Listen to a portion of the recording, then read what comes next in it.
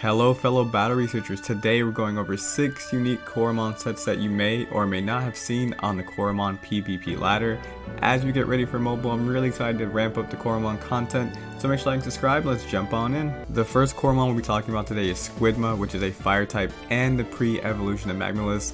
This set was submitted by Kotaro, who is a sub to the channel and has her own YouTube channel, and they'll be linked down below. Because Squidma is a pre-evolution of Magnamire, it's going to get an enhanced trait, and in this case it's going to enhance magic layer, boosting it to reducing special type damage by 25% and increasing special damage dealt by 20%, which is an absolutely amazing trait to have if it was just a magic layer, but the fact that it's enhanced makes it even more potent, taking attacks and dealing damage. This set is best utilized as a lead. We have moves like Constrict, which are going to trap your opponent for 5 turns and lower its speed. We have a hazard set in Blazing Coals. We have Backstab, which is going to complement Heat Beam. So with magic layer plus a decent special attack and investing in that special attack and speed, you have the option to one, either trap your opponent and set hazards up. You can try and predict a switch. There's a lot you can do with this lead set, but because you have that, again, magic layer plus decent stats, you have Heat Beam, Backstab, the ability to trap and set up hazards. If you do see it in the lead spot, just know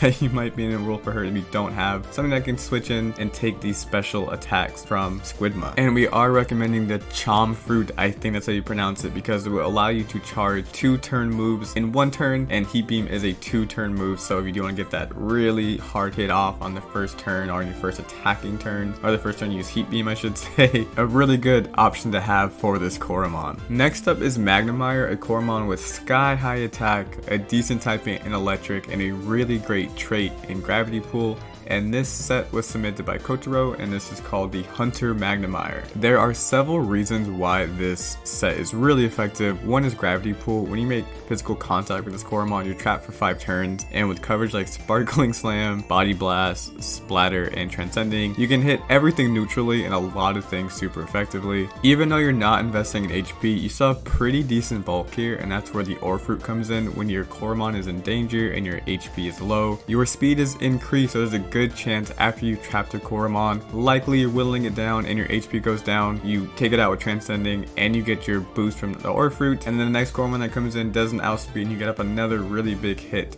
So if this is timed correctly with a physical attack, or maybe something like Malavite that might be going for Transcending or Stone Fist, you can trap that, do a lot of damage, and then hopefully get off a really big hit on whatever comes in next. During a live stream, someone had a similar set to this, except I think they were, maybe instead of max speed, they were max HP, and then a different item, maybe it boosts your attack when you get really low. But it absolutely demolished me by trapping one of my Coromon, and then it's absolute fantastic coverage. Just continue to pick apart my team. So highly recommend trying this set out. And if you do see Magnamire, please be prepared for the Gravity Pool Hunter Magnamire set. Welcome to the beginning of the stall section of this video, where we talk about 2 ghost type Coromon. The first one is Orotchy, and both sets were actually submitted by Tetra. I do believe they still have a YouTube channel, so that'll be linked down below. But Orotchy is going to be running 60 HP, 60 special defense with Toxic Cloud, Inner Peace, Ball of Darkness, and Replenish, along with Fully Rested and Revitalizer. For those of you who aren't aware, Fully Rested is going to reduce damage taken by any hit when you're at full HP by, I believe it's 40%. Revitalizer gives you, I think it's 15 or 10% HP back per turn. Toxic Cloud is going to cut your attacking power in half, which is just astounding. Ball of Darkness is going to be your proficiency. Replenish is going to restore your health, and Inner Peace is going to boost your special defense and special attack.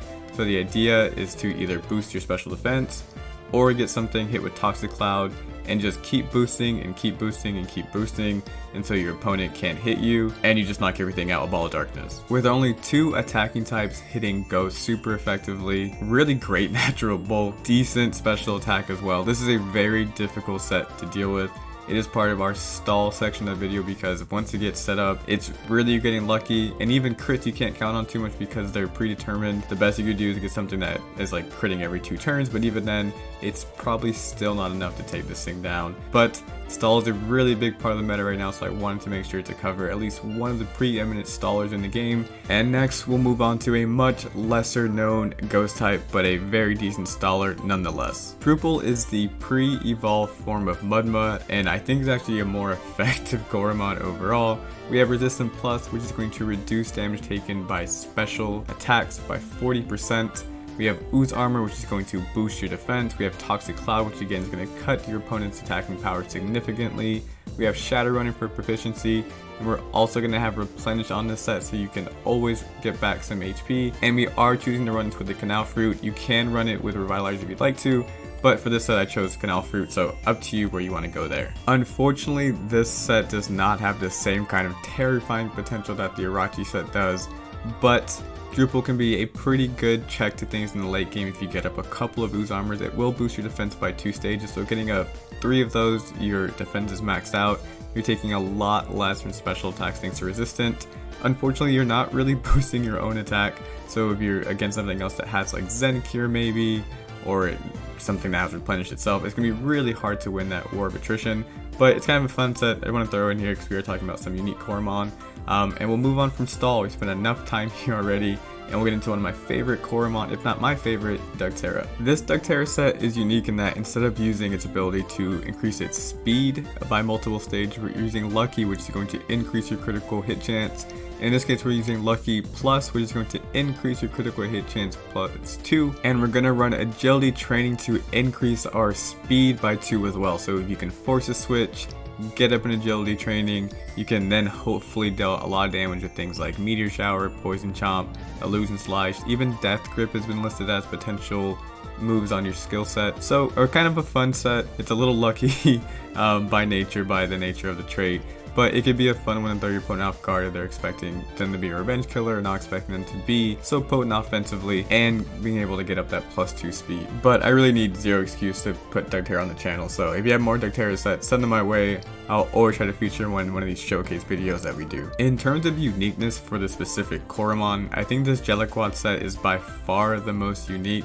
So we have Maka Stone, which is already going to be a lot different from the typical offensive Gelaquads that you see. We'll have max HP, max speed, and we're going to use inverse, which means the Coromon does not know up and down, left or right, and all stat changes are inversed. You can also choose to add 18 potential points to defense and only have 48 in speed. That should allow you to tank a Pista Crunch from Ecliptor, which is important in case an Ecliptor comes in with Menacing or Lunarwolf comes in with Menacing and tries to lower your attack. You're able to tank that crunch, be able to get the attack boost as well, and hopefully do a lot of damage in return. That set is pretty situational, so I would recommend going with 60 HP and 60 speed.